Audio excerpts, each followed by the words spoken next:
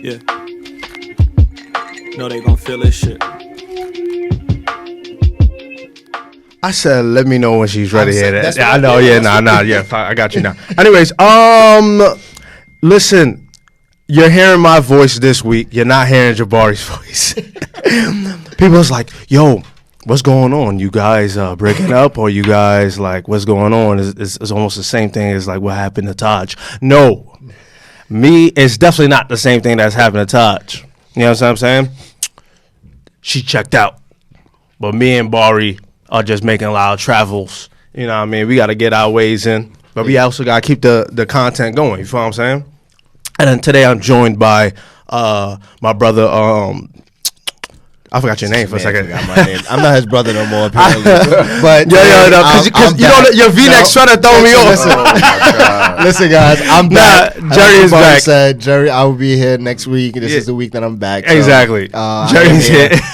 Obviously, I'm not his brother. You forgot my name. No, you my brother, man. So come on, man. You know I got mad thoughts. It's all love. It's all It's fine. the V-neck sweater throwing me off, man. Whatever. There's just a lot going on. You got the Margello on. Whatever. Ooh, and I'm here joined by a brother too that I work with. This is already too much. No, hold on. Let me. Can I introduce you? Can I introduce you? Absolutely, go ahead. Can I introduce you? I am joined by a brother that I've just met not too long ago, but I felt like I've known for a while because of his spirit. You feel what I'm saying? He's a good person. But he tries me all the time, literally. All the time, literally. My brother here, Reese. Introduce yourself. I'm Reese. Oh, man. Listen. No, but like you can hear, man. Oh, yeah, Reese, Delvin Eugene Reese is my name. I am from Florida. I am a man of a particular age. He loves saying that shit. I love it. It's true. I've earned it. You know, I'm 40 years old now, so I'm here with some young guys today to talk perspective. Hopefully, this is going to be quite interesting. It's going to be very beautiful, I think. Yeah, and I've started a soul village, a global village called the House of Mend, MEND, Motivate, Educate, Nurture, and Discover.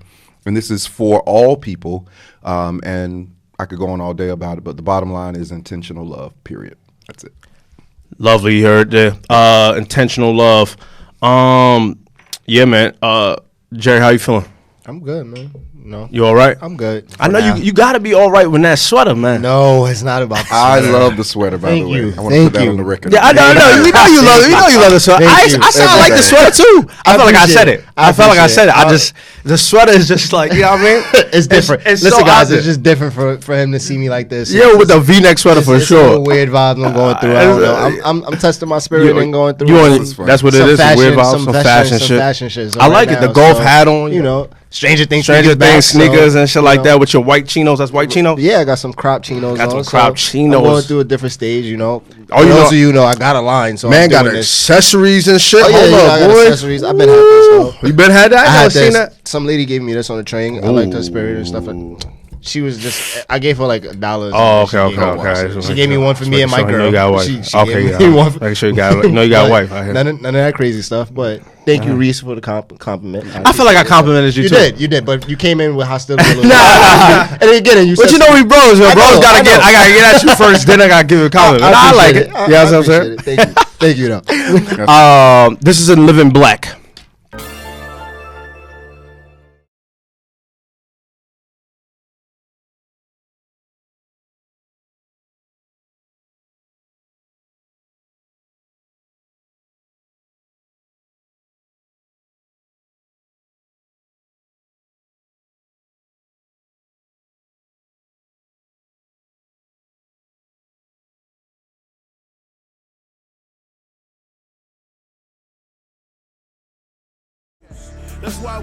Hoodie weather right there. That's hoodie weather music right there.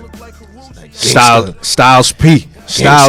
Conway. Benny. Gangster music right there. 100. Okay, I see you got an iPad out and shit like yeah, that. I do have an iPad. Oh, you on your hold on. Yeah, I'm a new. Everybody step back and relax here. Like, this man, Jerry, is a whole different person. You just say you went to Vegas and you don't know how to act. No. Huh? You went to Vegas, you don't know how to, yeah. I went to Vegas and I came back a new man, yes. Oh. You know what happens if it stays in Vegas. So I ain't gonna say nothing. I guess. I ain't gonna ask nothing. We talked about it already. No, yeah, I heard. No, I watched the episode in full last week. Very entertaining episode. Very insightful episode as well. If you guys haven't checked that out, you should. You know what I mean? But you should be checking this one out. So after this one, then you check that one before if you didn't. Of course. Shit. Let's get into some shit. Before we get into some shit. Oh, what happened? What I do want to say is, and I thought about this on my way here. You and Bari should work on that with him singing. Y'all should work. No. That's gonna be Bari thing. Cause I was gonna come in with like always and forever. Hey, I was gonna come in, but come on, I'm not gonna do it. No. Y'all gotta finish that. Finish that. Hey. Oh, Nah, okay. I ain't gonna do that. All right. Nah, ain't for me. That's Bari though. That's Bari. Oh, Reese job. Reese can sing, y'all. Cannot. You can sing? Nah, yes he can. Let Don't. me hear something. Let me hear something. Now you can't put him on the spot. He got Reese can really sing. He got like a church vibe. So offline. No church vibes. Yeah, you got church like quiet. Offline. After the episode, can I hear something? Little something. Little. I may have something recorded somewhere. Oh, not like that. I mean, like on my phone. Oh, your phone. Oh, okay. I thought you was actually like an artist out here. No. But there are some things coming. I'll say that. Oh, see, yo, this guy Reese, man. It's a man of trades, man. I mean, I'm telling listen, you. you gotta be a jack of all trades, right? For sure. So, I guess we could get into some real shit early. Colin Kaepernick got called to the NFL. What is it? The Atlanta Falcons or maybe I don't know fucking NFL teams anymore. it was. I know it was an Atlanta team. It was an Atlanta team though, like that he got called in for tryouts or whatever like that. I thought it was a bunch. It was supposed to be a bunch of teams. No, that's not what I read. I just read Atlanta, especially where he tweeted. Listen, we're not a fact based podcast here. We're just gonna say what the hell. I mean, What the hell I saw. That's it. The tweets I saw was that there was numerous teams that was going to be at a camp today to see him try out or whatever the case may be. But then I also saw a tweet that there were teams backing out from joining the camp. So oh really? It was people. They were saying like the managers or whoever was saying like they don't know how this happened or what was going on. So they was backing out because they didn't they was just lost by it. Like it just caught them off guard. So I don't know what's really the true story, but whatever you may read may be something new, like that Falcons may be into getting him now or whatever the case may be. But that was what I saw.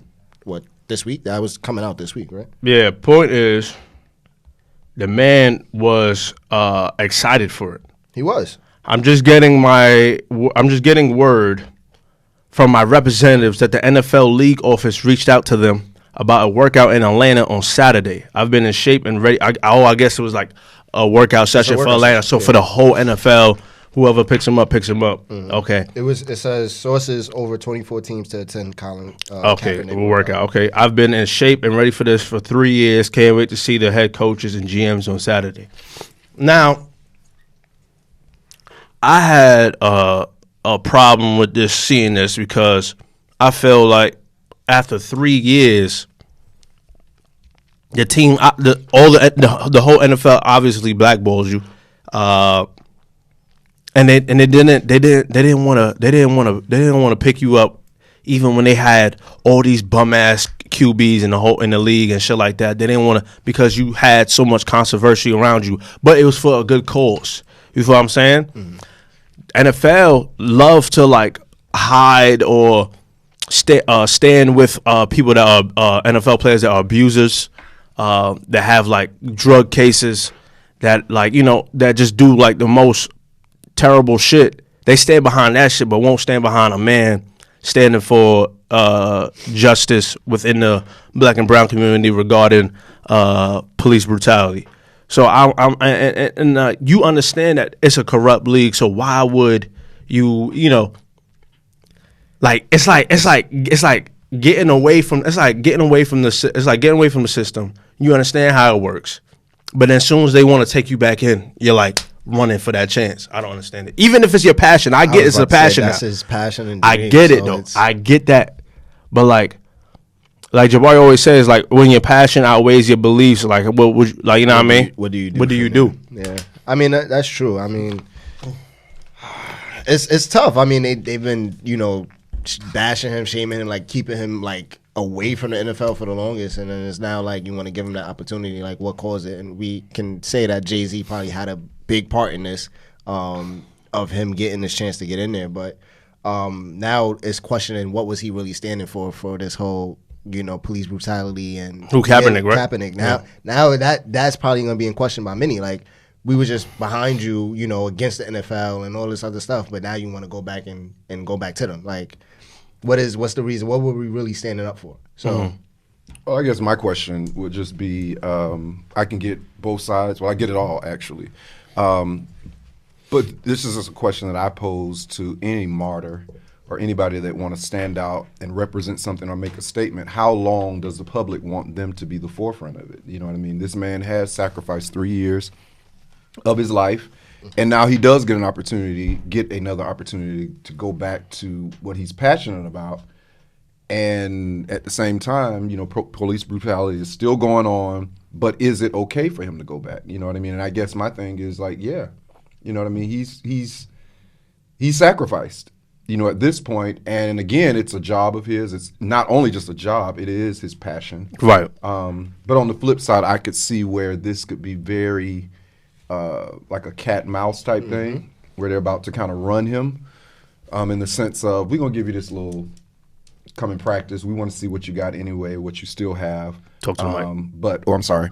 But we're not about to do anything with it. That's my only thing, that he'll get all hype, and then they still sit him down for another 3 years, Yeah, so like even if he's in the NFL, they'll still like they're toss gonna him. bench him. Yeah. They just, I mean, I can Because see at the that. end of the I can see that happening day, it's kind of like any of us at any of our employers, you know what I mean? It's like you reprimand them publicly, but then you want to work for them still. So it's still, you already in a hostile environment. Yeah. And it's always going to be that way for him. Yeah, that's what I'm saying. So even if that's the case, right? But why I want to join back something like that? Especially if you like, I'm not saying, I don't know if he really like called out the league per se, but the people around him, the people that like represent him, the people that stood with him, like all called out the league for them not putting him back in the league. You feel what I'm saying? After like such a long time, I just feel like and then you know what? Shout out to May 3rd. I was watching his Instagram story, and he said something that was real key. All right, say he gets on a team. Pledge of allegiance is always after. It's still always after before a game, right?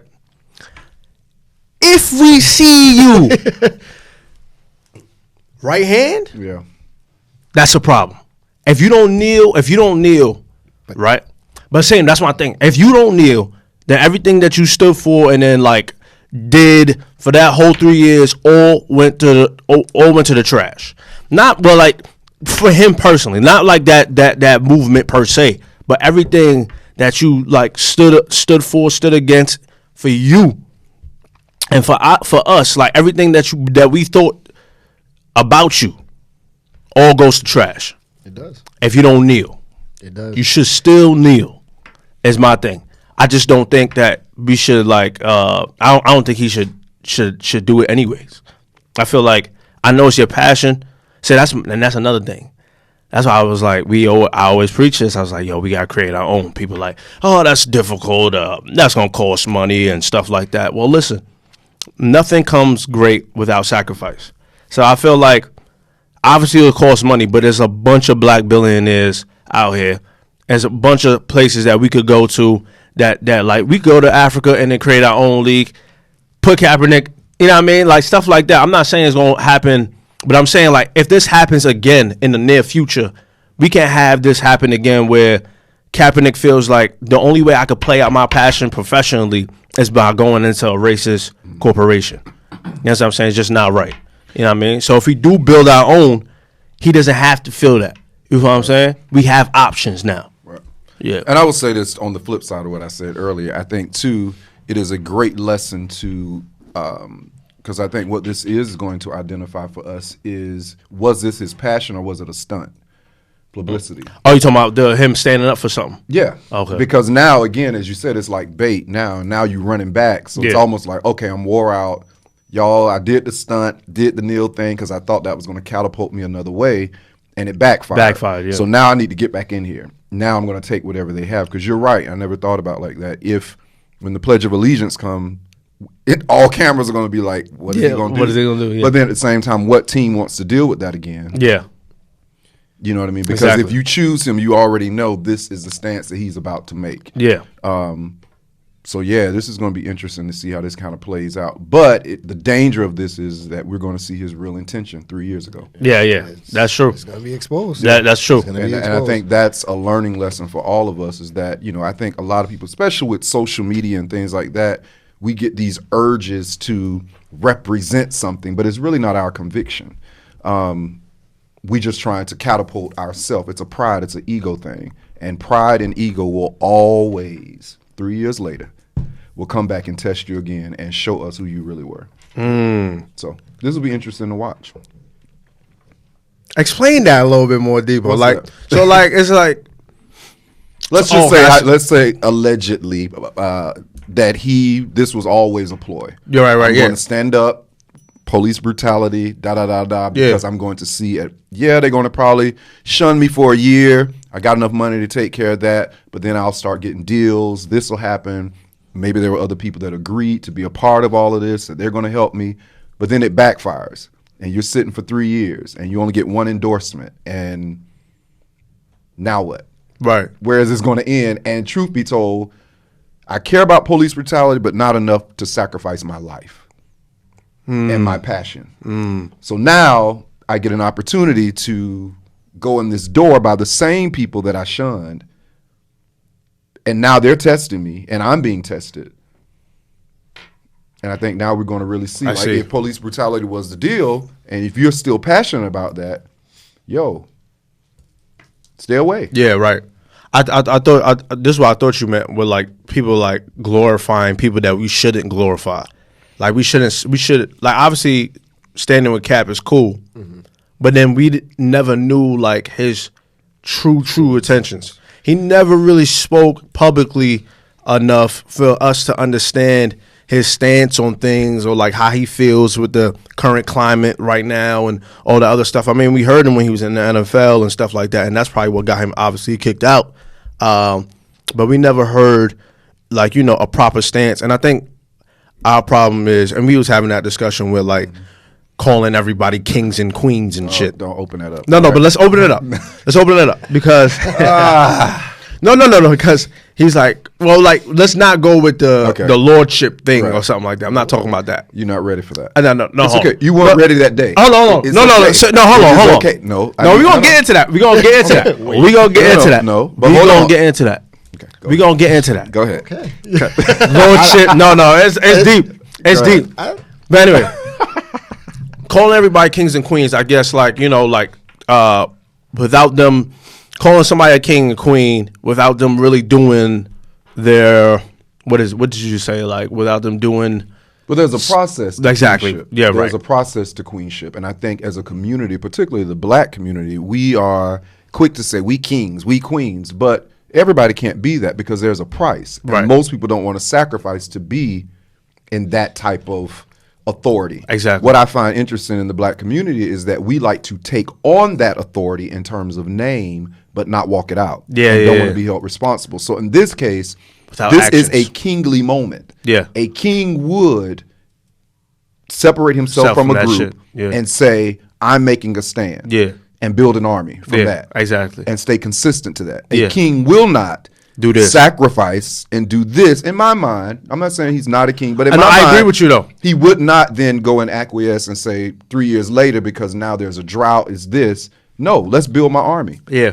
And this is what we're going to do. If I have to go out here and start small little league teams, Yeah. this is what we're going to do Yeah. to make an impact that we don't have to do this. So, again, I think what this is about to paint out for us, fortunately or unfortunately for him, is his true intention. Yeah. If this was about money and you understood, it's okay to understand that my sacrifice is going to be a year.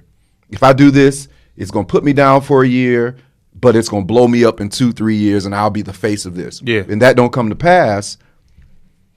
Yeah. And what- now you home sitting like, oh shit. Oh shit! Yeah, I feel like even having those intentions about wanting to blow up is a problem. You feel what I'm saying? Exactly. Like, instead of just standing with what's the initial issue? Exactly. And then, like, if you're trying to look for a outcome of it in a way that's going to help you build you financially or just like publicly, that's a problem. Yeah. You know what I'm saying? Yeah. So I don't, because like obviously MLK never did what he did to be public and stuff. Like he did it because It was his intention. it was That was his dream. Like, he well, wanted, people could stop getting killed. It was- He wanted yeah. civil Yeah, rights. and I think too, Malcolm X. what shakes me a little bit with this Kaepernick thing is that how often have we seen him? Right. And as you said, how often have we heard him speak? That, to me, and again, I could be off, but that to me shows someone that possibly did not count the cost prior to, and now they don't want to shake nothing else, so it's like, let that ride out. Yeah. Or they counted the cost and it backfired. Yeah. You know what I mean? it. It didn't turn out the way they wanted it to. So, again, time is about to tell. Yeah. It really is about to tell. And I was just reading, they said that you're right. Some people were backing out, and also that he's bringing his own receivers to work out with because there are people that don't want to work out with him, basically. Yeah. Oh, So, shit. yeah, it's going to be an interesting thing. Again, yeah. Time is a powerful thing. It is. Yeah. Yes. Nah, it's just a shaky. It's a shaky topic. I don't know what to expect from him. To what he was explaining, like the whole king and sacrifice and stuff. To that point, we've never really seen or heard Kaepernick outside of the NFL. Like, Yeah.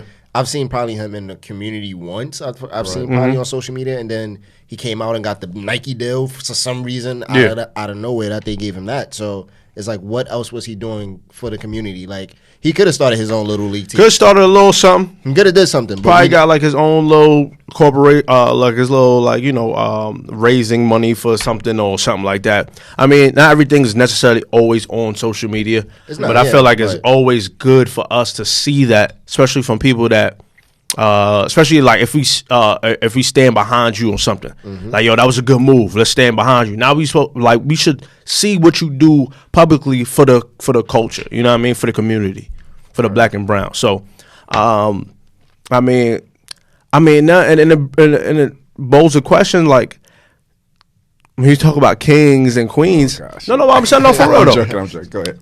I'm just saying, like, how many of us are really kings and queens? Because a lot of us do talk a lot, but don't walk that action. Yeah. You know what I mean? And I have to say, as we said the other day, this is very, very important. We all are from a lineage Of kings and queens. Right, 100. That is something that we can own. We have royalty in our blood, running through our blood. As it relates to authority and position, all of us are not kings and queens. Yeah.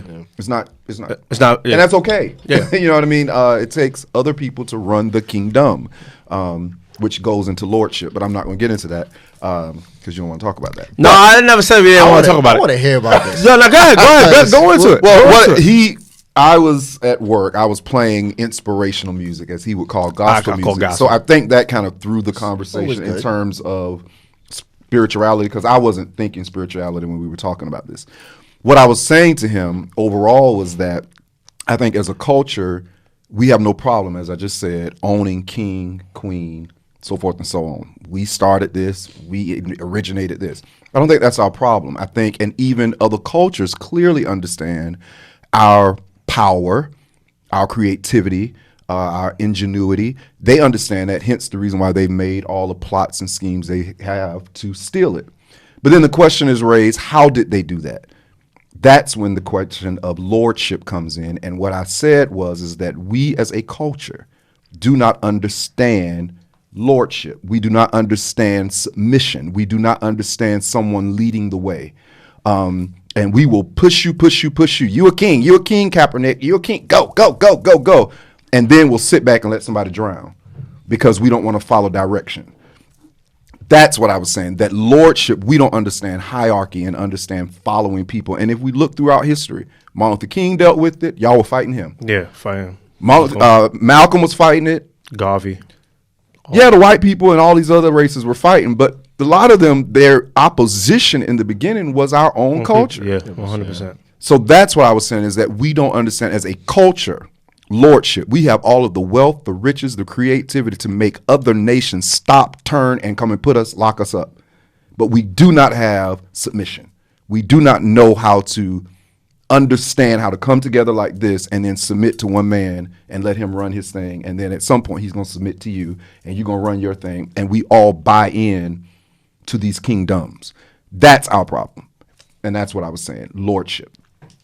Oh, so that's what you meant by lordship. I said swear you that, never, no, you were you never talking through detailed. me. You never Yeah, detailed no, that. yes, I did. No, because obviously You I kept thought listening I thought to the song. I heard lordship, and I was thinking about Christianity. Exactly. That's not what I was talking about. And you know how I feel about religion, right? So like, religion is we got to be very clear. Religion, I think, in all intention, good wise, was a setup for us to understand and practice weekly lordship, submission. Lordship that all during the week, you're on your own, you're doing your thing, but at some point I have to stop, pause, and realize I ain't running shit. Right. And it's just one man It's above, one man, one right. man overall. Right. We And just so have then to now, listen to, and you see the whole breakdown of culture itself. Then you are born into parents, lordship. Everything is, then you go to a job, lordship. But we as a culture have a problem with all that. We cuss our bosses out. For sure. We treat our parents any kind of way, I and hate then to turn see around, that. right? And then turn around and say, "White people, I'm a king, I'm a queen." Okay. Like, You don't submit to nobody in your culture, so why must we respect y'all? And that's the gateway that has come in and allowed people to steal our creativity, because we will sit over here and gloat in, "We got it, we got it, we got it," and they'll say, "Okay, now come work for me. Do what you do. I'm gonna pay you this little change, and I'm gonna make millions off of it." And we just happy. That's my idea. Stupid. Right. But you're sitting on the first floor of the building. Hush. Yeah, that's just like some music industry shit too, for sure. Yeah, music industry. So the same thing with these teams. We're doing all of this. Yeah. We black people, let's fight. Jay-Z, have a seat. P. Diddy, have a seat. All these people that have pushed that we rich, we doing this. Build a team. they did. Yeah. Build your own. Yeah, that's what I was Build saying your own. before, Stop trying to make all of these statements. Build one good team that wipes out everybody, and I guarantee you, all notice will take.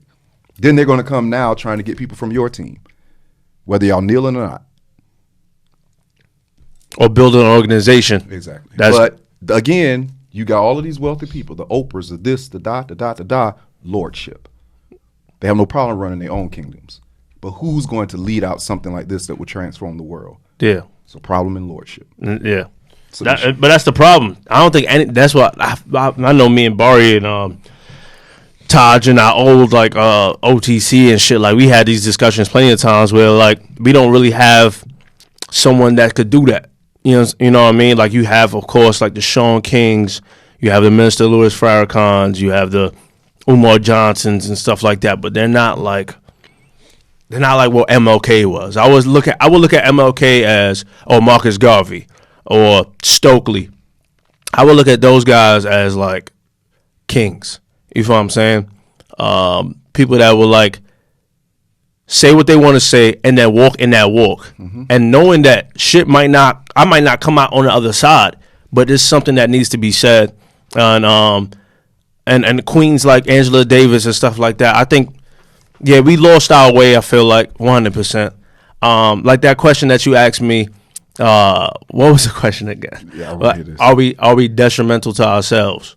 Like, could we blame other races for our shit? I mean, in a way though. Oh, I knew this. Oh, okay.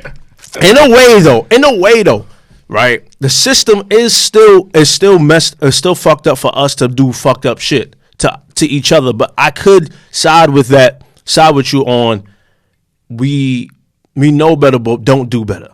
So I could side with that 100%. Like we do some dumb shit to each other, and like what you were saying last week about the gang culture. You and Jabari about like the gang culture and shit like that. All that flag, blue, red, blue, whatever, green, all that other bullshit, right? All that shit really don't matter in the grand scheme of things. And I feel like we do blame a lot of we don't take accountability for our actions, and that I can agree with. So we are our own worst enemies, 100%. It was just hard for me to answer that. Is that your way of it? I'm saying yes. to my Yes. question? I am. I said yes though that day. Wow. I told No, you. you did not. I said let me. This is revolutionary. I said like I could breathe. I've been waiting on this answer for 3 I said freaking days. but Reese, I said let This was me hard to think about swallow, it. huh? Yeah, I had to think got about it. I had to think about it because I can't like just like you know what I mean. It's a lot of shit that accounts for that. You know what I mean? Before we, it's a lot to swallow. Yeah, well, it's a lot to swallow. Yeah, it is. I mean, it's something that we know though. At least the people that's conscious. Yeah, we hurt ourselves the most. Like, Thank you. it's sir. us. Thank you, sir. It's always been that way though. Always. Like, Well, not always. Has that always been that way for like even like slavery days? Is what you're saying? Well, when this question came up, and then that triggered Kanye's or like slave men. It's everything that he's been saying. Slavery too, was a choice and shit like that. All that other stuff. Like, I thought he meant mentally slavery is a choice. Like we was enslaved. We chose to be enslaved in our minds. I agree. I think that's what it was too. Yeah. And I definitely agree with that. I agree with that. I think we still slaves in our mind right now. See, here's the deal, and I think I said this to you before.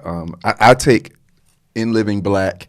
He means that, y'all. He really, really does. In the grandest way, he is pro-black. You hear me? I love it.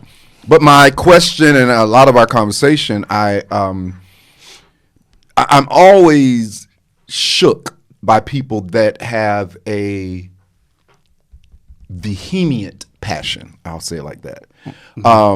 Where they cannot understand another culture. Because this is my thing. If this is how, and this is my perspective, all right? Of me? No, in general. Oh, okay. Because I met a lot of people that are woo. Oh, yeah. But there's no way that you could have lived through slavery, experienced that, and experienced every negative thing that could have come from that, even down the lineage, you know. Yeah. And then turn around and almost create slavery for other people, if that makes sense. Does that make sense? So you ostracize another group. Oh, I see. There's no way that you could have lived that, gotten free from that grace, and then now you come back and gonna be the person. That's my problem. And so then now we can't be that person because we never had the power. So we can't. Who never had the power? Us. Like I'm talking about when we came to America, we never really had the power. Like you saying, I know exactly what you're saying. You're saying that, especially for me, that I'm about to see if people around here that I treat white people or other cultures with such a disgusting. Like just like a strong hand. What'd you say? Disgusting. Nah, not disgusting. It really does come off that way. No, I don't see, but I'm never that. I'm never that. Shout out to all my white people. Shout out to all the white people I love. All five of y'all. I fuck some shit. How many of them are there? Right. Please. Like, all five of y'all. Let's call a name. This is monumental. Oh yeah. I mean, but like they know that though. You know what I mean? Like, listen. Here's the thing. I don't hate white people, right? See, and then, or even the people that's like me, right?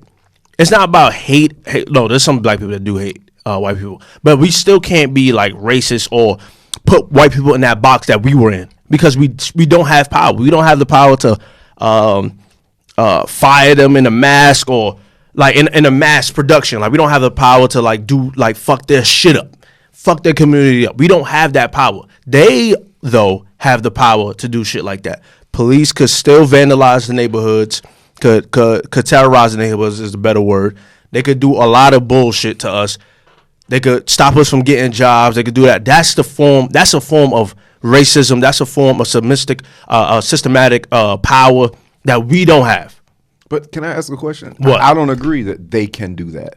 I think we have allowed that. No. Oh, no, yeah. I think we've allowed it. Right. We've allowed it, 100%. It goes back to what I was saying. But that's why earlier. they could do it, though. Right. Okay. Right. So now let's take that all the way back. Could this be a case where we allowed them to do this? Because we do realize that, and I think this is something I had to realize in my older years, is that this thing has never been about black, brown skin versus white skin. These are people that saw a vibrant, rich, creative group of people that didn't know they were. Yeah. And because at the end of the day, we were just surviving. And I think that's the beauty of survival sometimes is that you do discover your riches or you almost start working out your rich and don't know it's rich. And if somebody takes note to that, they really could take it and run with it and make money off of it. But to us, I think everything we've been doing, cooking chitlins, frying chicken, we were just surviving. making the best of what we had, taking trash and turning it into treasure. Yeah. They recognize, I don't care what we put these people on, what we put them in, what we lock, they some kind of way turn it into something else that's profitable. But they don't know it. Yeah. So I think the education has been, y'all don't know nothing. Yep. That ain't nothing. That ain't nothing. And 10 years later, they're taking that idea and now it's the biggest thing. Yeah. And we've allowed that. That's the type of mentality we've allowed them to put in us that it don't mean nothing. But then when we end up doing it, then it's like, oh, now let's make money off of it. So it's been this constant battle of y'all nothing, y'all nothing, y'all nothing, y'all nothing, y'all nothing. 10 years later, wow, that's a brilliant idea. Guess who came up with it? A white man. No, that's not true. Yeah. You ever think that would change? When we change, I was gonna say we would have to change for it as a mass thing, but that's I don't even know, like, because I don't know where we went wrong. You feel what I'm saying? I feel like at a certain point we knew the magic. You feel what I'm saying? The 80s, probably the late 80s, the 90s and shit like that, when we was wearing our own brands, when we was rocking our own shit, when we was like really on some like Afro centric shit, like we was different. You know what I mean? Like we understood our power. We knew it. I just don't understand where we went wrong from that. But at that point, it was already still too late. Like they was already in power before that. Like yeah, well, 100%. White people been. So it really starts way back, and it starts from because none of our people back then were knowledgeable of knowing this stuff until when we, developed the knowledge and started reading and started understanding history and things that was going on. Then we started doing it. But at that point, it was already too late. So we're like, to this point, we're 10 years behind, and they're already ahead. Yeah. So now we have to figure out a way to get ahead of them, and then now continue on from there. Like we have to be the movement of today to impact the future. I agree. I think it will change. This generation, there are, like all of us in this room, I think there's a group of people now that's getting it. Yeah, they're starting to read a little bit more. People are starting to care a little bit about history. And I think, too, beyond history, I think it's a intuitive thing that's happening to a lot of us, where we're waking up and realize, like, wow, I'm powerful. You know what I mean? And the battle is becoming, though, the group that's going to make a change. This is going to be the difference. Those that understand their power but don't live a life of ego. Because this type of battle is going to take people that are staunch humility, but powerful. And that's where the road gets real narrow. I think that's going to be the group that's going to shake, because it's going to take people that can serve but also lead. Right. Wow. Deep conversations. Deep conversations. I like that. So that's why I had to get Reese up on here, man. Reese right here, man. That's something. This is shit that we be having in the shop. Right. You know what I mean? That's why we not fucking making bonus and shit. Right. No, we be doing what we do. We do. Right. All right. Shit. Let's get into some fuck shit now. Oh boy. Now, because we was heavy. We was heavy. You came in heavy. Now we gotta get into some low fuck shit. Drake getting booed off stage on the Tyler Creator fucking festival. Really gonna talk about that? Camp, no. We don't gotta really get into details, but my thing is, right, to all you fucking idiots, you cannot boo. Can they? Huh? They can. No, they cannot boo the biggest artist of our generation. He has been the biggest artist in the last 10 years, and you guys gonna boo him because he wasn't Frank Ocean? I mean, that's disrespectful, bro. But think about it though. And you got the nigga hat on, so we gonna talk about you later. I got on Golf. That's his clique. That's his clique. Yeah, but those are the guys. Those are the guys that was out here booing him. They was wearing what you wearing right now. Anyway. The V-neck sweater. They had the V-neck sweaters on in the front with the wigs. I'm about to name this episode V-neck sweater. Oh my god.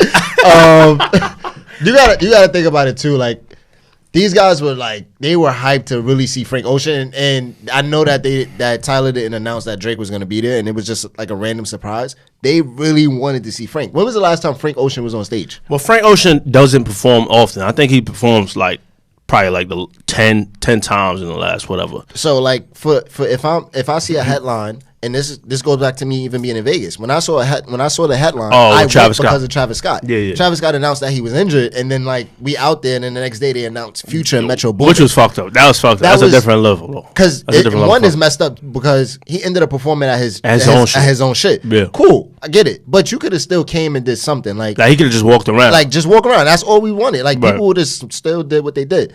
But I was more hyped to see him than I was to see Future. Like I was at a point ready to boo Future off. Like that's different though. Why? 'Cause That is Future different. Because they didn't announce ever that Frank Ocean was ever coming, and he was never on the lineup. So if it was different, like if they saw, Frank Ocean is on the lineup, and then they came and it was like, Frank Ocean is no longer performing, and then Drake comes out, then I get that. You feel what I'm saying? So I got that. I bought my ticket to see Travis Scott. The next day, Future's performing. What the fuck? I get that. I'm definitely booing this man, right? I get that, especially from a Travis Scott fan, which those people are Frank Ocean fans, heavy, right? But they didn't know Frank Ocean was going to perform. No, even he was even on the list. Drake came out. Listen, what? You would love to see Drake perform. I know. What? I know. That's different though. You're a different guy. For them, they didn't want to see it. They didn't care. It was mostly people in the front though. It wasn't the whole crowd. It wasn't the whole crowd. It was just the people in the front. But you guys are still ungrateful. And I hated to see Drake like on stage like, if you guys don't want me to perform, like I was just I walk like that shit. No, it hurt. That shit hurt my heart, bro. Like if it's I was Drake, there, bro. It's Drake. Like and to that point though, like even though like it still didn't lead up to their expectations of Frank, it's still an artist that you can still relate to and enjoy his music. Like he's someone that can still bring the energy in the crowd. Like and he got booed from the whole front section. Like even people in the back that was recording, it was like wow, like that hearing them boo him. Like it was sad. How you boo a man that makes songs like this? Come on now. I think this was he performing this Now and Forever? Was it Now and Forever? Yeah, he's performing. I forgot what. Come on, man. You can't boo a man that makes a song like this, boy. That's that bum shit. Can't what? Flog nog? Yeah, can't flog nog. I'll never be there.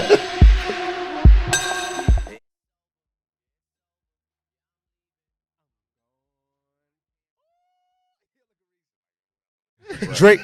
What? But Drake makes. I think Drake makes fantastic music. He does. I think this man is one of the best artists of our generation, and he can't do nothing wrong. As far as musically, before people get on me musically, Drake can't do nothing wrong. Sure. Absolutely fantastic. All his music always hits the charts. It's always on Billboard. Fuck the charts. The man always everywhere. The man could perform his B-side music and still ring off. Like that's my thing. Like Drake could stand on stage for 2 hours and just perform nothing but hits. It's almost insane. It's almost insane. And you know the words to every song. It's Drake, bro. The fact that people booed him was disgraceful. I felt ashamed to be a music fan. That's how bad it was. I mean, Tyler was disgusted too. Oh, Tyler was mad as fuck. He was. The tweets that he was putting out, I was like, "Oh, bro, this man is." Because it's fucking Drake. You can't talk about Drake like that. That's all I'm saying. You can't disrespect him like that. That was different. It's just a regular guy, y'all. Yeah, it's just a regular guy. Oh God. That true or not? That's how you feeling? No, I get it. Do you feel like that about an artist though? Like, what artist do you like the most that like make you like you can't just boo this man or this woman? Whoa, no artist like that? Nah, you're lying. Oh, he did Feel No Ways. Feel No Ways. Feel No Ways. Come back to me. Come back to you. I'm sure there's somebody. I just can't think of. He said, I thought bringing one of the biggest artists on the fucking planet to a music festival was fire. But flip side, a little tone deaf knowing the specific crowd it drew.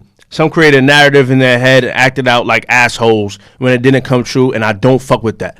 This is all in caps, by the way, so you know he dead ass. Tweets. He's so you know, angry.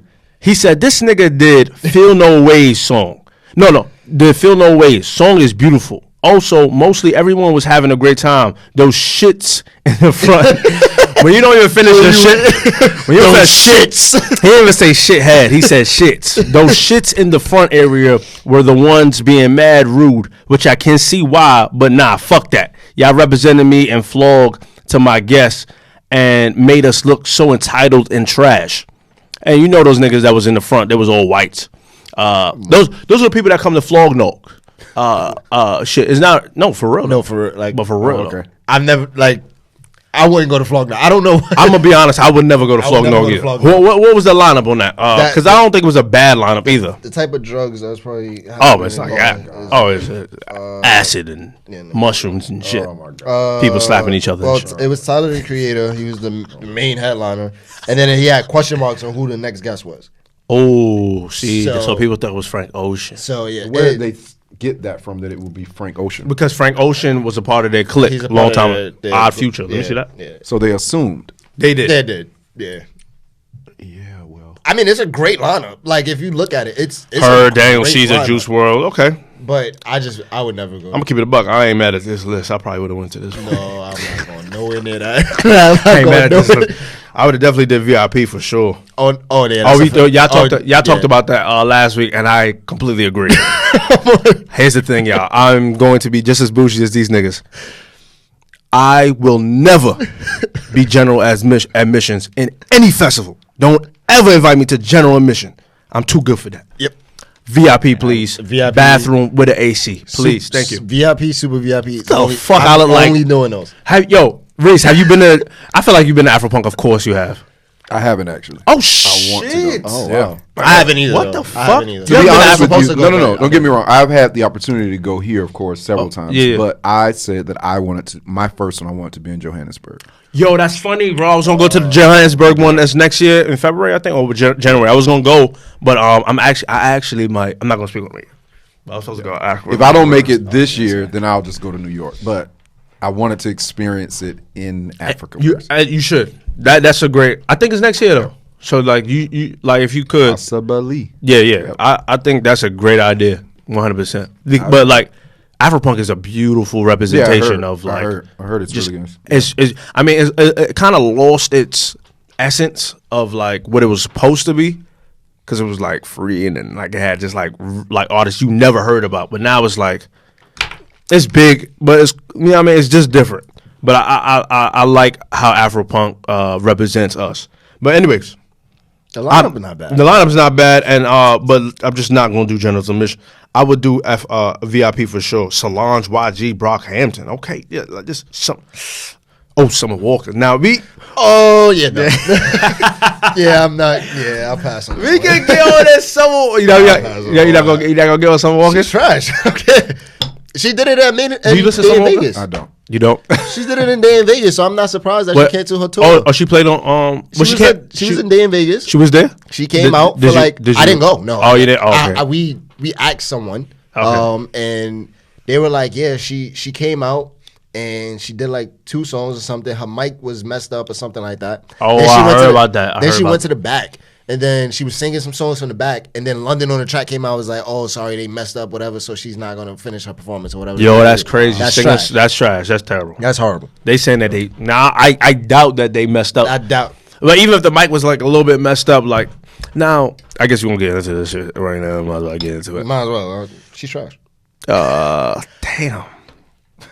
She's trash for that. I'm sorry. And you cancel your whole tour, which I get. If you, social anxiety thing. I get that. Do you believe it?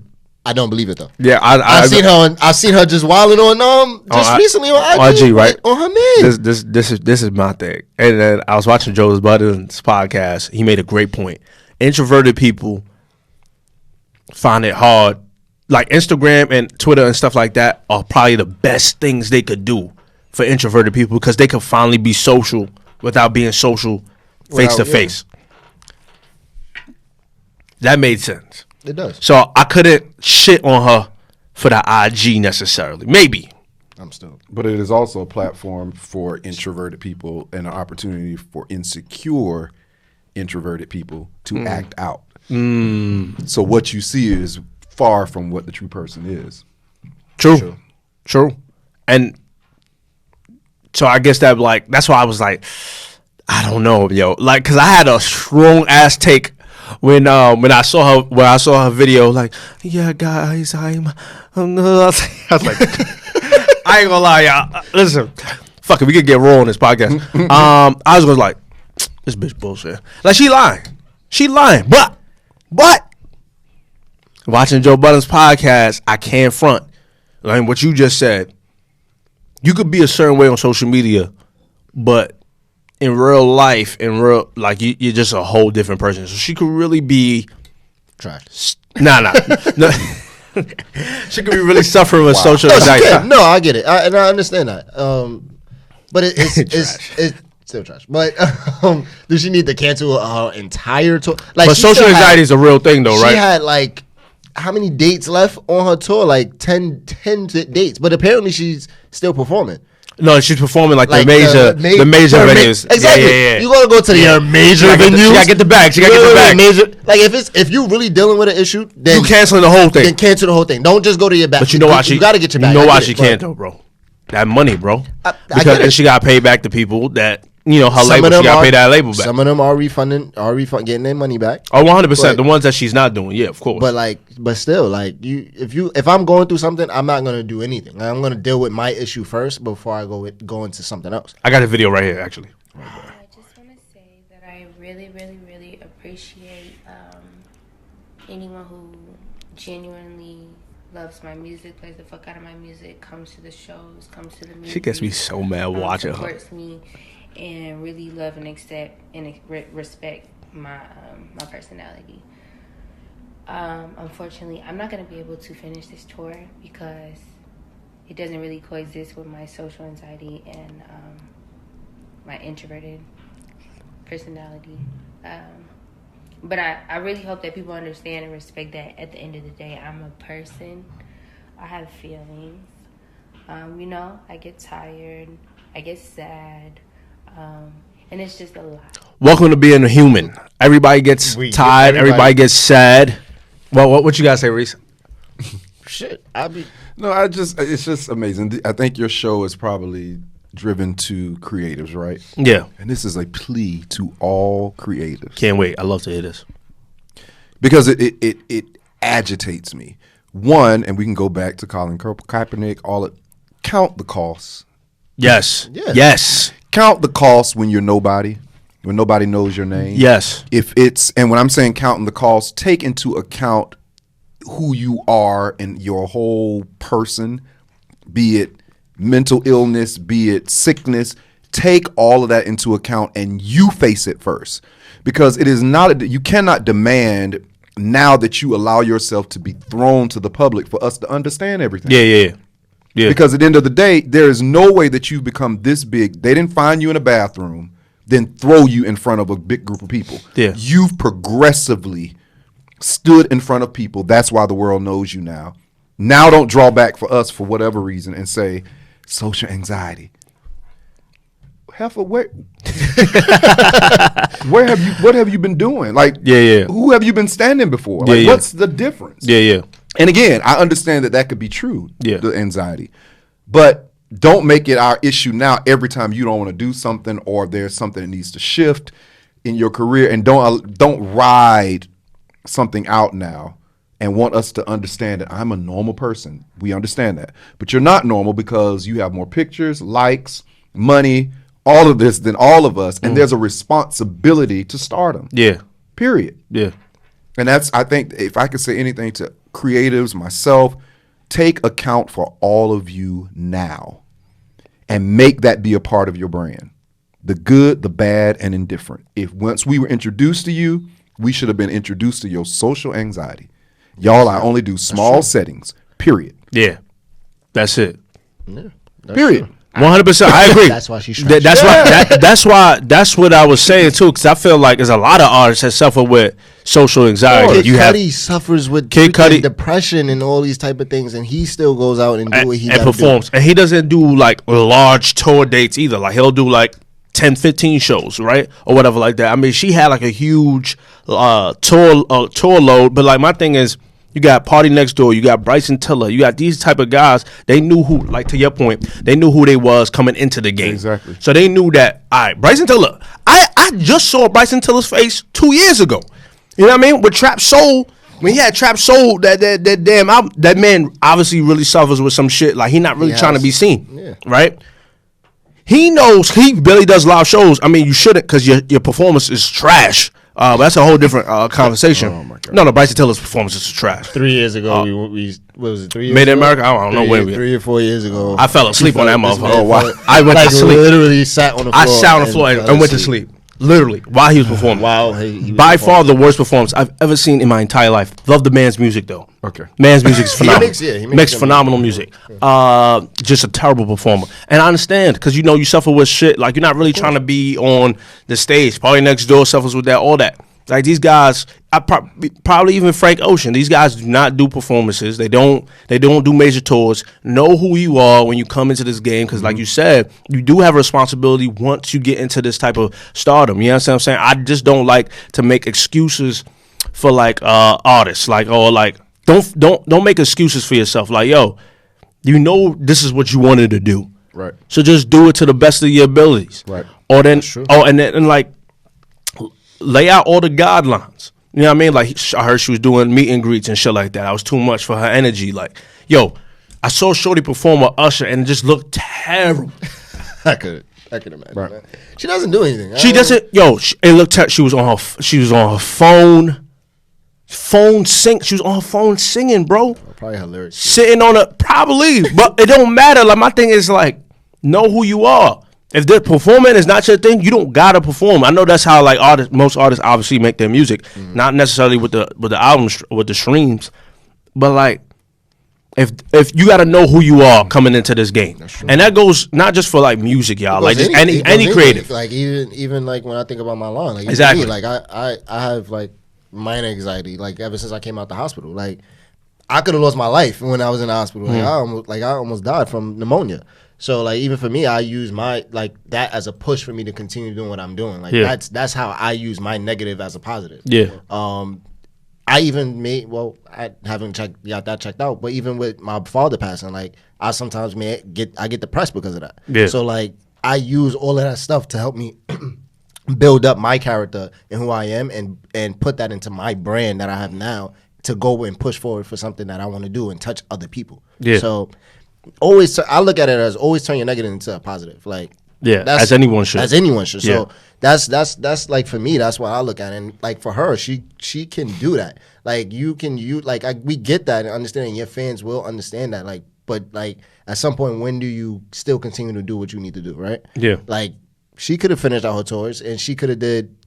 You're gonna do your bigger tours, which is more people, biggest venues, bigger. You're gonna get a larger crowd versus your little ones. Like, and you suffer from social anxiety. Like, come on, like, it's a front. It's a ploy. She just wants people attention or whatever the case may be, and she's going to go. We know she's money chasing, like she's chasing the bag. Or like, and then even like like she just probably doesn't like. And a lot of artists get big, like they have like really great talent, but don't really necessarily care about the music. Maybe she don't really care for this shit. That could be true too. Like maybe she's like, I don't really care for like maybe this is just not me. You know what I mean? Like Ari Lennox also spoke about. She's like, I didn't know being an artist was this much work. Like an artist. You know what I mean? Like obviously doing all these venues, the shows. I gotta go to the radios. Yep. I gotta go to like what you said, pop-ups, whatever. I didn't know doing this. But it goes back to what I was what you saying exactly. We don't count the cost. Yep. And the detriment of social media is I just want to be known. Yeah. But I don't want to pay nothing. Exactly. Right. I don't want to pay nothing. And the word that sticks out, the only word I remember from what you just played is coexist. I find that interesting that she would use it doesn't that coexist word. with like her person. Yeah. Well, coexist with what you are supposed to be doing. Right, right. When you step out of that space, it is going to create anxiety and all type of ailments for you because you are not existing with your purpose. Right, right. That's deep. And anytime you're outside of purpose, it'll kill you. Yeah, 100. Yeah. That's very true. And that's a big concept. That's why I'm saying like maybe this is not because I feel like all the artists that we just named, Bryson Tiller and Party Next Door and those cats, they love the music. So like it doesn't really matter if I gotta perform in front of this crowd, I'll do it. You know, it's the music. Kid Cudi, it's the music. Depression, whatever like that he goes through. It's the music that drives me forward. I'm with my passion. This is me. This is who I am. I don't think this is necessarily someone's walk or shit. So like for her to be saying that shit, whatever, and she's in love. How old is she? She's like 20. She's 23. She's 23. Is she? Yeah. Yeah, maybe. I don't know. She's 23 or 25. Whatever. Yeah. What happened? Oh no, Nah. that's interesting. You know these young Yeah, kids. she's 23. She's 23, right? Yeah. That's a lot for a 23-year-old. Well, is a lot. living this type of life, and that's why you see like people like Justin Bieber and these guys like they had money too early in the game. Chris Brown, they ain't know necessarily how to like navigate that. You know what I mean? But I don't know, bro. What could you say? I just feel like Summer Walker, she's not living within her purpose, like you said, or like you didn't say that about her, but I feel like she's not living within her purpose, and that's why she's like trying to step away from that shit. Step away. Right. If you're gonna step away, then step away. Like don't Don't be out here. Anyways, shit. We moving through these topics, y'all. I love it. What Reese? I don't really want to talk about that nigga. I mean, My thing is nothing really to talk about. I just wanted to mention like I just wanted to say something about that Lil Reese getting shot in the neck. I just feel like you portray a certain life. You obviously that life never leave you, bro. That life is never leaving him That at all. that life never leave you. That's all I'm saying. That's all I'm gonna say there. That's all I'm gonna say there. Because I know like certain people that listen to this podcast and like obviously it's creatives that listen to this, but it's also like hustlers, that listen to us. That life don't leave you, y'all. You know what I'm saying? That's all I'm gonna say. It only leaves when you change your circumstances. Like Change your circumstances, change your circle. Like he I get it. Like I mean, I don't know how Reese big of an still in artist. I don't know how big not- he's a big artist because of Chief Keef. Oh, and like he has that. he was type a part of that drill audience. scene. He was part of the drill scene when that shit was getting hot. But like, you have like what most artists like that grew up in that situation in that environment. They moved. They left. Most of them went to Beverly Hills and Right. L.A. and all these other places. But then you could like mention somebody like Kodak Black He's that got the gun charge 30 years, looking at 30 years right now. When you can't leave them streets alone, he y'all. can't leave it. He can't leave it. His mentally. his mentally. It's mentally that like he can leave, but when like you said, he has to change his circle. Yeah. Because his little cat's probably still bringing him back over there, and he has to change that because he already moved out. Yeah, he from moved out. Yeah, he Florida moved. Yeah. to the West Coast. So Yeah, he did. It's just his circle around him that still got him 100. in that environment, and he needs to mentally change that. Like he needs to change that, and I think he sees it. I was reading like what he was saying, and he apologized. Like it seems that he understands and he's growing, but it's too like It's too late now. It's too late. Like Circumstance, like the unfortunate thing is another brother that's talented, real talented. Because Kodak Black is real talented, but a lost individual that's been dealing with abuse probably his whole life. Doesn't really love the color of his skin, which is real. Because he made several comments of him not wanting a woman that's dark skinned. Or whatever like that. It's just like a brother that's just lost and then hurt because he was seen as ugly. He was told that he was because he's dark. He's a dark skin. He was told that he was ugly for a long time, probably or whatever like that. He was been suffering and shit. If you don't know, if you've never seen him, But that's it right there. Before. But serving 30 years, 2 gun charges. Well, I don't know if did they convict him yet? Not He's yet. looking at 30 He's years, looking though. at 30 years. One of them, when I was reading it, it was saying that he basically one of the charges he filed for a gun. He checked no on the box if he was like convicted for a felon, And he's foolish. and they got him. They for got that. him for that. Yeah, foolish. And then the other charge was that they caught him with a gun, like on him. They had a second gun that was on him when he went to the festival because he got caught at Rolling Loud in Miami. Terrible. Just If terrible. you still got to move like that in your hometown, that's Well, like Florida's a wild boys. we know. Them wild boys, boy. Those are wild boys. So I don't know. Like, I mean, obviously, like, don't have it on you, but I feel like if your people got it on them, like, it's Ride in a different. separate car, get your man's whatever, like whoever bodyguards, get armed guards if you need to, but never you. Like, don't put yourself in that. In that predicament. Like, I just feel like the more, like, when you carry certain things too, you also inviting that energy. you're right, yeah. You're You looking know? for that. That energy is a real thing. Energy is a real thing, y'all. Yeah. I'm just saying, but that little Reese situation, this man really has 2 phones, the V-neck sweater. Oh my God, we back on this. This episode. I'm ready for this. I'm ready for this Ti conversation. Oh yeah, you ready for that, T.I.? Ready for we it. gonna get into Ready. that. You gotta show. I just need to show the camera that I have two phones. Two phones. What's the problem? Why are you keep bothering this man? I always bother Jerry. But he knows why I have two phones. He's big time. I know. No. I know why he has two phones, but Okay, I just. But he's big time. The guy get the plug on the phone. So hold on. Tell me why you want to get into this T.I. conversation about. Now that you started, I just know. No. Go ahead. I want you to start. No. Not yet. Well, okay. So I guess. Well, yeah. So from what I read, he joins his daughter at the gynecologist, right? Yes, Yeah. G1. Because he wants to know if her She's hymen- having sex. Yeah, if she's having sex. I find this to be quite interesting, but from a very interesting perspective. And I know y'all probably gonna say like I'm like probably taking it way too far, but No. it's Go ahead. just the Go way far. I think Go like, far. Go roll. to me, I think this is a soulish response. A what? Soulish. Soulish. Yeah. And the reason why I say that is because here it is a man that ran through other men's daughters. Okay. Yeah. Now finds it appropriate to go sit with his daughter to manage if she's having sex. And to me, this is a powerful conversation about karma and trying to manage it. Yeah. Well, maybe if he he doesn't want his daughter to end up with a guy like him though. But That probably should have been thought about before you it's planted karma. seeds Yeah. of karma. Yeah. You done ran through. Well, I don't think other guys. I men. don't think anybody thinks about that. That's the problem. That's the problem. Let's see If what you want want to talk about her and her vagina, the issue is karma. Yeah.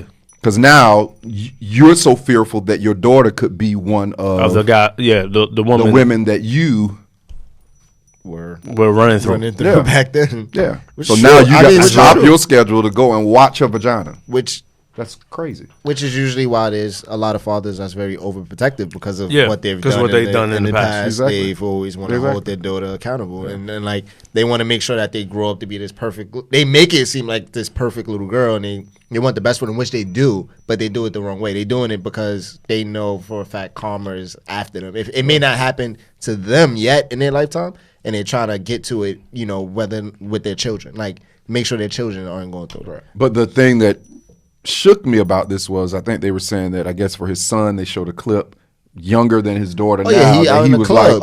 like you can have sex basically. So it's almost this notion that you still don't see the how erroneous this behavior is, that you allow Misogynistic, you allow your sons to keep doing it. But here you are again trying to manage your daughter's vagina. Yeah. That's the terrible part about it. It's backwards. He never really got the concept. still don't get it? He never got the concept of what you did was wrong. Right. Because if he did get it, then his sons would never move in Exactly. that way. Exactly. So I get that 100%, and I think a lot of fathers fall victim to that, or the culprits of that, and then like the sons are victims to it, because. I mean, listen. I just had It was a long pause. no because I was going on? about to get into it. Okay. Like I had conversations with my father as recently, and me and my father was never really that close until like as of recent. And he was just having conversations like, "Oh, are you dating?" I told him no. Well, like, am I in a relationship? I told him no. He said, "Well, I know you out here running around. I know you're getting into the." I said, "That's not me." He said, "What you mean? At your age, I had 3 in one night." Grown man, and I guess he never got the concept of what you're doing is wrong, because you kind of you soul snatching, energy transferring. And he never got that concept because his father was doing the same thing, and he thought that was a man thing to do because my grandfather has 17 kids. Wow. Yeah. And it's just like, like different mothers, obviously. And it's just like, damn. It's like we pass that shit down, bro. Like we don't really like sit our kids down and be like, yo, what I did in the past is wrong. Rolling Stone shit, whatever, that's nasty. Don't do that.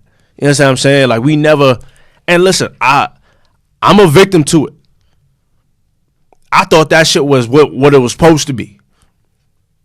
A man moving around and having lots of sex from different women. My thing was I never like had sex with multiple women at one time and shit like that. I never really did that.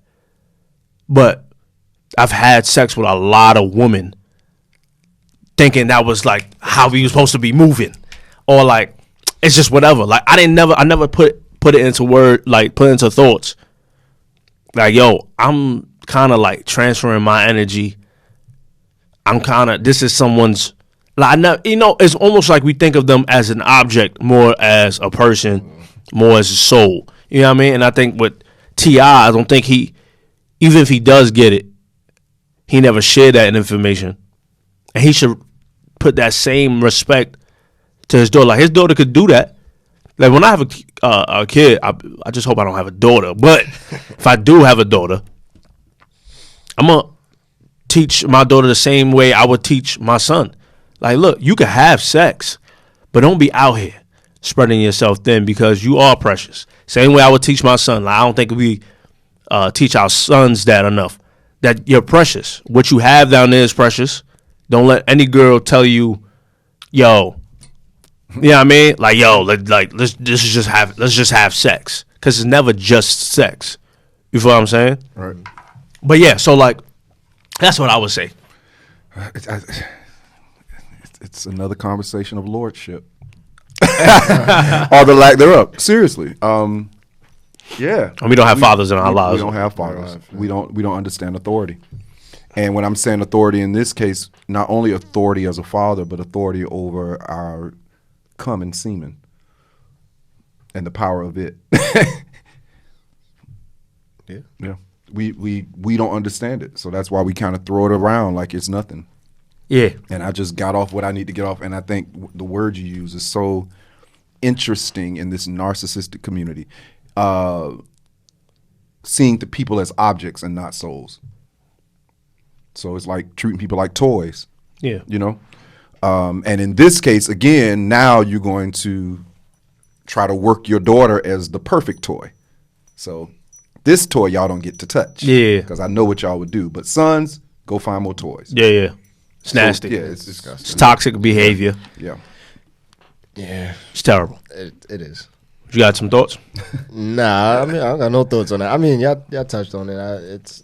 It is like he said, it's karma. Like, that's why men act the way they act when they have daughters. And I think, you know, my father was a Rolling Stone. Like, when I was born, my mother was in a late age. I'll say that. Yeah. And you know, I don't know if it was, you know, intentionally or whatever, but my father was out here. Like, he was out. Like, I just recently got connected with one of my sisters that's like in her 30s or 40s. That you never met? Never met. Wow. Never, that's deep. never met. Wow. Like, never. And I also got pictures that my aunts and them gave me. Like, it was when he was in the war and whatever, Vietnam or whatever he was in. Like, it was in like North Korea or whatever Korean place they was in. Like, pictures of women writing on it, "Oh, you my friend, love you long time," or like literally written like that on the behind the picture. Oh, wow. Like, I have those pictures in my house. Wow. Yeah. So like, for me, like, I probably have brothers and sisters like all over. Just don't know. But that was something.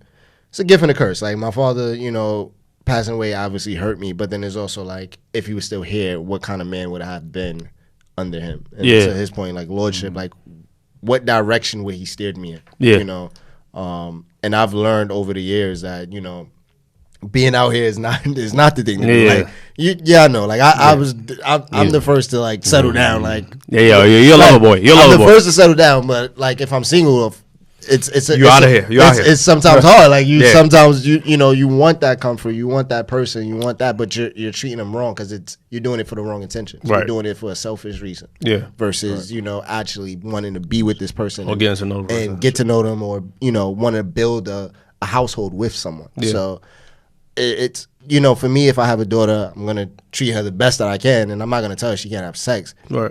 I would rather talk to her about it and Yeah. make sure she's protected if she does make that decision. And I want my daughter to feel comfortable to come to me and have the conversation like, "Daddy, I just did this." Yeah. That's how I look at it. Yeah, I hope also have that thing. I feel like that relationship between me and my daughter, I feel like what you just said was very key just now. if my father was still around, what type of man would I have been? That's real. Because if your father was still like a Rolling Stone or whatever like that, he probably would have taught you his ways or whatever. It would have been nasty, probably. Mm-hmm. Probably. And it just made me think, like, wow, if my father was really in my life, what type of man would I would have been? And I mean, would I've noticed, like, sometime in college that, yo, me having sex with multiple women is kind of nasty. You know what I mean? It's like, because, like, the worst feeling to have after you have sex with someone is like, all right, what you doing here? Like, you know what I mean? No. Like, seriously, for real, though. Facts. No, yeah. But, like, for real, it's like, all right. You gotta go. Like, you gotta go. Like, can you know what I mean? That's the worst feeling to have. And my father would have probably, like, put, like, if I had came to him with that type of, he would probably put me in a whole different direction. Mm-hmm. Like, yo, that's just normal. Or whatever like that. Just keep going. Or whatever. Some stupid shit. You know what I mean? Rather than me being raised by a woman and understanding that that's not how you treat another human being. And that's not how you treat a woman. You know? That's not what you do. Mm-hmm. You know? And so, like, did I get better after realizing that? Not too much. But I was growing, though. I understood what I was doing. And then, like, I was like, all right. At a certain point, slow down. And I've slowed down. So it's good. You gotta make mistakes to grow. You gotta make mistakes to grow. Yeah, 100%. And even if you know better, yes, you should do better, but I understand why you might just be like still doing dumb shit. You understand what I'm saying? But you should correct that action because it's nasty business. I thought you had something. You have more to say? I could say so. So say that. It's a podcast, man. Say it. I think royalty. It's the understanding of royalty. With royalty, and what makes one royal is exclusivity. You can't be royal. I definitely can't perceive yourself to be royal and giving yourself away to everything. True. That's very true. That's big. You can't do that. So the question that comes to me when it comes around sex, don't get me wrong, I'm a black gay man. I've had my, as they call it, fuckboy days, you know what I mean? But what I realized in my older age is, like you said, like, one, that sex is an investment, one. And that if you're going to do it from a soulish perspective, it needs to be an understanding there's something about this person that I desire. And that's worth investing in because there is going to be an exchange whether we want to admit it or not. But then two, realizing that, you know what, like, to be exclusive is a powerful thing. 100%. To be exclusive, and when I'm saying exclusive in this sense, to not lend yourself to everything just because it has a fat butt or a huge penis or, whatever the case may be. Like, you can't do that. You know what I mean? Because at the end of the day, that you have to sacrifice. I hate to keep saying it. And again, I don't think that's something that we understand. You got to sacrifice it to get a lot of good shit out of life. Yeah, you do. And I think that we will go after everything we want just because we want it. And then when we're done with it, we keep moving. You know what I mean? So it's kind of like one of those things. At some point, we have to find someone that we can say, boom, I'm going to invest all of me right here. And the sacrifice I'm going to make is going to be, if something else comes along after that looks appealing, sacrifice. I'm investing right here, right here, right here, right here, right here. We don't know how to do that. So we have a lot of investments all over the place, but no profit. Yeah, that's real. That's real, though. So sex becomes, again, you can protect people from having sex. Like with T.I. and his daughter, you could do that. But wouldn't the bigger conversation for all of your children, T.I., need to be about investment and soulish connection and, be very careful. Because the girl is a girl. She's going to have sex. And the environment you got her in, even though y'all have money now, she's seeing it. She's around it. She's hearing her brothers talk about it. She's going to have it. But it needs to be about choice now.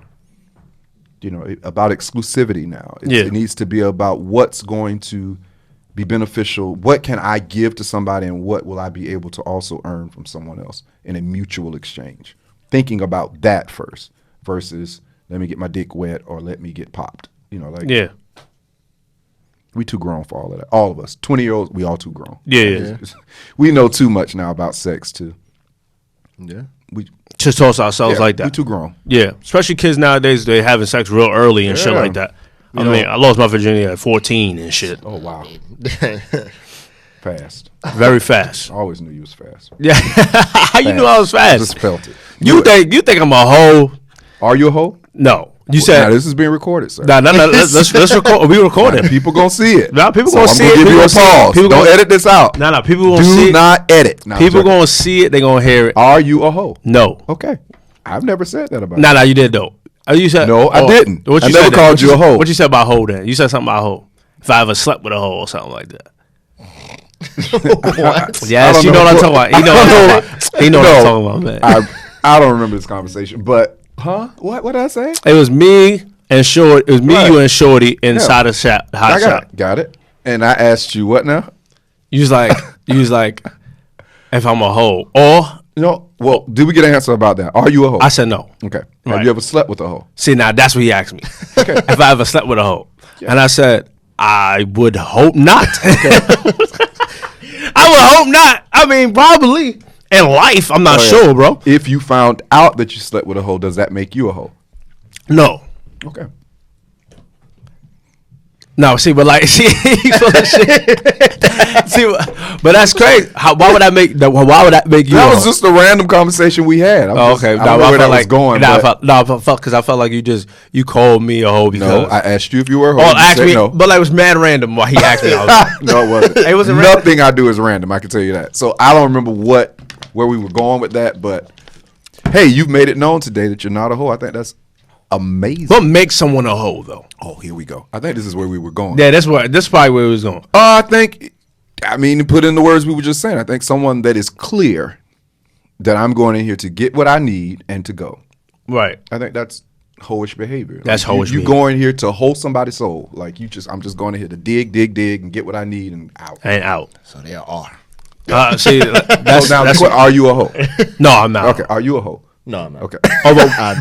But we was hosts. So you we been could a say hoe. that. I could. We could definitely say that. You've been a hoe. I've been a hoe. Okay. 100%. If that's the term of definition, That's mine. I mean, but I think in layman terms, I think that's. So this is going to be another conversation. Still. Yeah, this is going to Can someone as like we're men and Yeah. we can say that, but will other men look at themselves as that? was We host. can call women Host. hoes and anything like that, but will a man come out and say And admit that, he's yo, a I'm hoe. out here. I'm a hoe. nasty. We don't have to admit it. I mean, It is what it is. truth is truth. I mean, if you. Oh, okay, got you. Yeah, you don't have to admit it. You know, a hoe is a hoe. You know what I mean? So if that's what you're doing, if that's the behavior, that's what you are. And it's not healthy, as we said. It's not good. And I understand, again, in our community, it's kind of been passed down that kind of gives you your scruples and gives you your badges of honor. But it's not. Because if we look at those people, my father, my dad, that I know of was, an upstanding guy. But I've heard of stories of uncles and things like that. So in that case, I think if we look at a lot of them in the end, Yeah, shaky. But dried up. You know what I mean? I'm not saying physically. I'm talking about in the sense of heart, dried up, just cold out here, just Don't dangling, care. just living. Don't care. Yeah. That there's nothing good about that. I'm not looking forward to a life like that. But the issue, and I know we short on time. The issue is that we can shame and call girls hoes and make them feel bad for doing what they're doing. But as men, we don't hold ourselves accountable like to that same stature. We don't. We glorify each other. Oh yeah, you did that. You got this. Oh she, But then when a girl do it, we always want to say, oh no, she's no good. She's a hoe. She's that. She's this. She's that. The third. And we shame them for it. But it's in all, like they just like doing the same thing we doing. Yeah. But again, lordship, because I think at the end of the day, if we had men standing up, if women are coming on to them, or we see something that we're attracted to, but we lay a foundation that, nope, I'm not going to take advantage of you. I'm not going to take this from you. You're going to wait on me. You're going to do this. I think we will see a different group of men rising up that people respect, women respect, our children respect. But then we'll also see a woman that rises up and says, wow, that felt good for them Yeah. to tell me not now. or I'm not taking that. Like, wow. And could you imagine what that would make, how they would look at us as men, knowing that we honored them, even though we could have just went in and took what we wanted. Yeah, and that's what I believe this generation has to be cognizant of and intentional about, because back in my dad days, our dads, that was the thing. Yeah, 100%. Get what you need, you know? Damn. Running short on time. I definitely got the times wrong. We were supposed to be here at 10:30 instead of 11, but that's on me. Yeah, that was on me. That was definitely on me. Because it's always like 11 o'clock for me, so like my mind is programmed for 11 o'clock. Anyway, this has been great. Yep. Has been phenomenal. I enjoyed this conversation a lot. I knew coming in, I was like, this is going to be one of our best, right? Because this guy Reese, he always challenges somebody. Oh, gosh. Always go back and forth. But you need that. No, we need that. Like we need that type of dialogue, that type of discussions, and we gotta stray away from like having these discussions and then feeling some type of way about it. No, it's healthy. Yeah. To have these discussions and gain perspectives, especially from like other different minds. Like you need that. That's how you get better, especially as a human being. That's just me. Shout out your socials. Tell the people what you got going on. You got like a party coming up and stuff like that. IG father.reese, RHYS. That's father, FATHER.reese, RHYS. Just follow me there. And I do have December 14th an event called Fedoras and Soul, which is a house music dance hall party. All I'll say is just meet us at the Red Door. All of our events, it will be at places that have a red door. Just to signify safety. I built this organization around it being a house and the feeling of a house and wanting people to feel safe. So just follow me for more information. Father.reese. I can go on and on and on. It's a safe place, and we're just trying to build a space where, again, love for all people, everybody, is present, and it's going to be present. So nice. Yep. And you can follow me at JRoyalty and 3 underscores. Yo, first of all, I agree with Jabari from last week. Get rid of that shit. Oh, brother. 3 underscores is ridiculous. He said when he one. called you heathen, I fell out, bro. I like the fact that he says it. I mean, what, 3 underscores? Yeah, you gotta say it. Sound easy, but yeah.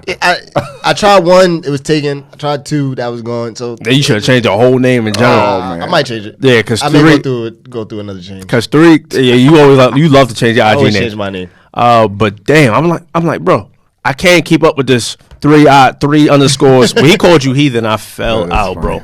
Bro. Shit. We ain't talk about no music, real talk this week, but we'll get into it. Tory Lanez shit was trash. I don't want nobody to say nothing. This is In Living Black at In Living Black on IG and Twitter.